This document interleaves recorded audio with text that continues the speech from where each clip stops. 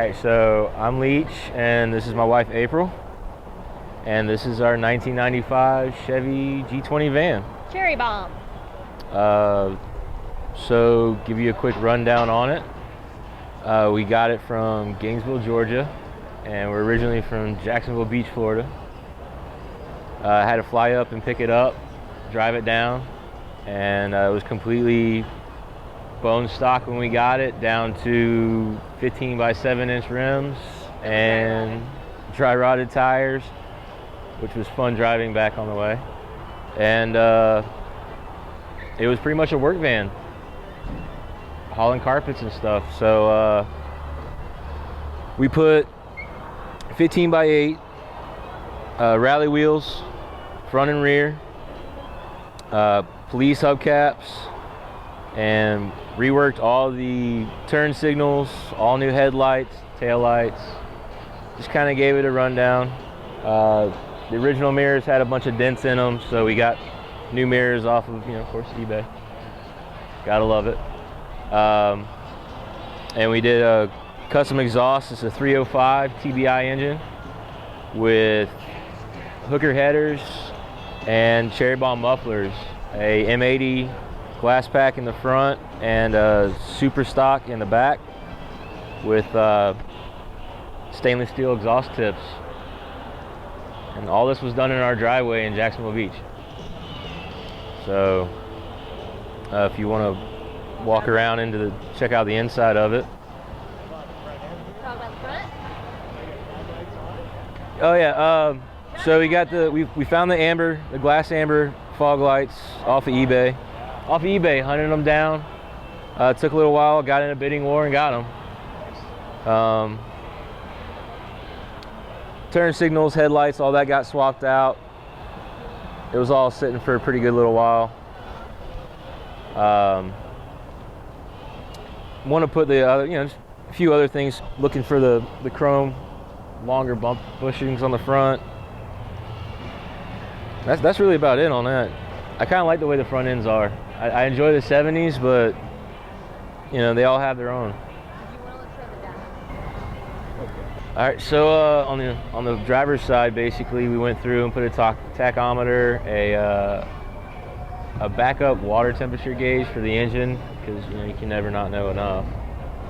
Transmission temp, cast aluminum, gas and brake pedals, and we took the doghouse out and checkered it up. Stereo. Is that a backup? Had to put a backup camera in the back because, well, this has really no backup view to begin with, and it's just extra assurance. Got these chairs. So needed chair swivel when we got them,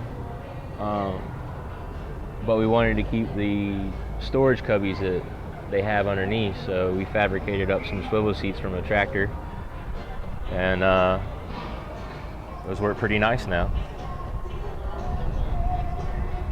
A little bit of checkered grip tape for skateboards, because we all know those doorways can get a little slippery. And no van is complete without a wood steering wheel.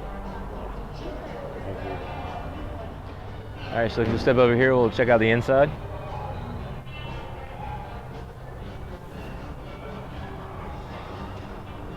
And as you can see, we took the checker theme throughout the entire van. Sourced out some 6-inch square vinyl, which was actually harder to find than I thought. And covered the entire thing with tongue and groove pine.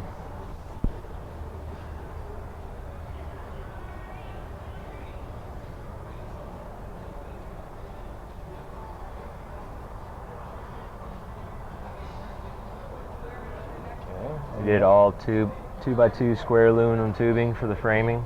Keep it light, doesn't absorb, doesn't break, doesn't splinter, and it looks good. It's a nice little breakup between the black and the wood. And there's seats in the back here have storage underneath and all? Yep, all this is open storage. actually kept that connection in between open. That way we could put something super long like fishing poles in here if we ever needed to. Keep the battery under here for now. I have plans on getting a different battery later on and mounting it actually underneath the body. My wife thought of the idea of getting a memory foam mattress and slicing it up, and she covered all of this in one wonderful night.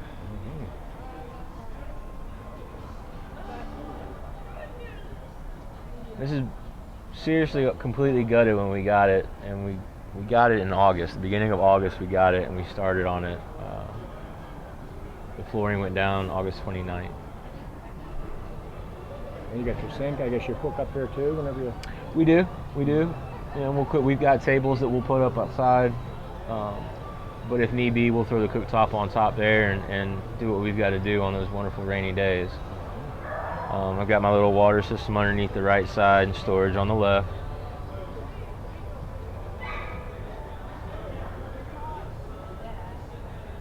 So, if you look at it in the back, you got plenty of space. Everything's still nice and open. That's the reason why we went with the two side benches.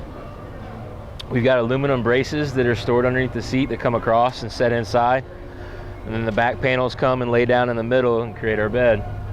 I'm 6'2". It's extremely comfortable, especially with the memory foam mattress that my wife decided to get. Also, we've got 5 LED lights running up at the top, as well as 2 trucker fans that have 2 awesome speeds, cool and super cool. Basically one in the front, one in the back to help circulate the air. Again, we don't really have very many windows in this. And we've got the vent shades up front so we can keep the windows cracked just a little bit. It stays really cool in here.